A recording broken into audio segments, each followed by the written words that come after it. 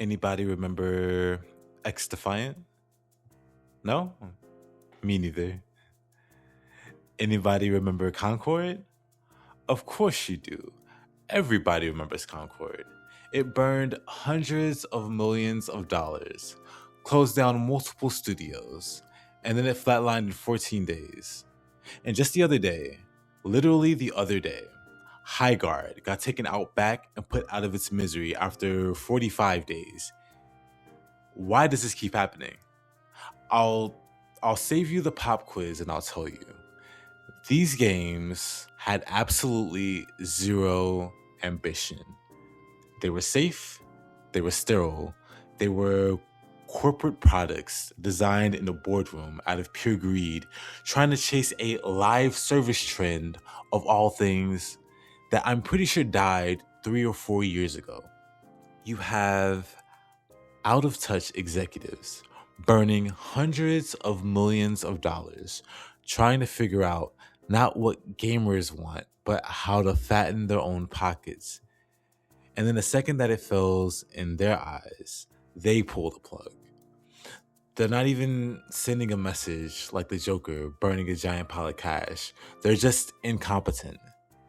The only jokes that these guys can tell is in the games that they put out.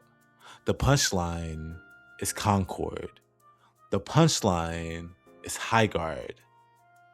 The punchline is... what was that first game I mentioned? Exactly. See, there's those games, and then there's Crimson Desert. All right, hi, I'm Shape. I'm Shape, by the way. Nice to meet you. And today I want to talk about Icarus. You know the story, right? Icarus is the guy who flew too close to the sun. His wax wings melted, and then he drowned. But he didn't know how to fly or swim. Ain't that a mess? You know what? Looking at the developers at Prolibus, well, they do seem to be a little bit better equipped than Icarus. Forget the wax wings even. They're currently strapped into a jetpack, looking directly into the sun, with no sunglasses, no sunscreen, and they are absolutely slamming the throttle. And this is something that can only end one of two ways. It is something that can only be a breakthrough success or a calamity, the likes of which we haven't seen in this digital landscape since, what was it, 2 days ago? RIP Highguard. But you know what? I respect it. Crimson Desert is not playing it safe by any means. It is the purest, most terrifying definition of ambition. And just looking at the launch trailer, it makes my head spin. It's an open world RPG. You can fish, you can cook, but you can also ride dragons. You can pilot a literal missile firing mech. You can grab a goblin and hit him with a WWE style suplex. You might think I'm kidding, but I watched this one clip. This poor dude got RKO'd out of nowhere by the main character. And honestly, that's what told me. It feels like the director of this game was given a lifetime supply of cocaine to design the game's mechanics. And he came back a week later asking for a refill because he ran out and is still trying to cook up ideas for the little fishing minigame. And you know what? I support that level of degeneracy. It's crazy, but man, it looks amazing as a result. Man, if looks could kill, Concord would be serving multiple life sentences because... I'm kidding. Crimson Desert looks amazing, but as an action game enjoyer, the thing that I really actually care about is the combat loop. And this is where Crimson Desert both excites and terrifies me. Because some of the shots looked real cool.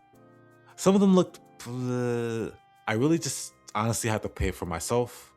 But if we go off looks, at the very least, it doesn't seem like your standard slow-paced, roll-spammy Soulslike. From what I hear, it's built on a complex fighting game style. Honestly, those are just buzzwords. Until I play it for myself, I really don't. The $1 million question to me, though, is can a game that lets you pilot a jet-propelled mech also deliver the frame perfect, the tightly balanced melee combat of a dedicated action game like Nioh or Kazan or Kingdom Hearts 2 Final Mix? I'd like to think so. I played Final Fantasy VII Rebirth, and they managed to cram 1.5 million minigames into their product, and you know what? It worked fine. Surely Crimson Desert can do the same too, no? Am I crazy? Look, I don't have the director's cocaine budget, but I I firmly believe that games do not grow in stillness and stagnation. Dark Souls, love it or hate it, took a massive risk years ago, and it completely reshaped the landscape of modern gaming. Crimson Desert is trying to do the same thing by honestly just giving us everything, throwing the entire kitchen sink at us. And when you do something like that, when you try to do everything, you run the risk of being an ocean wide but a puddle deep. And I just wonder, which is it going to be? A lot of people are wondering what this game is trying to be, myself included, but I also realize not enough people are asking the only question that matters. Is this game going to be fun? Put aside the dragons, the mechs, the trains, and the jetpack for a second. The ultimate goal of a video game is to actually be enjoyable to play. As long as it's fun, do the finer details really matter? Personally, my tolerance for a game's flaws is pretty high as long as it's a fun ride.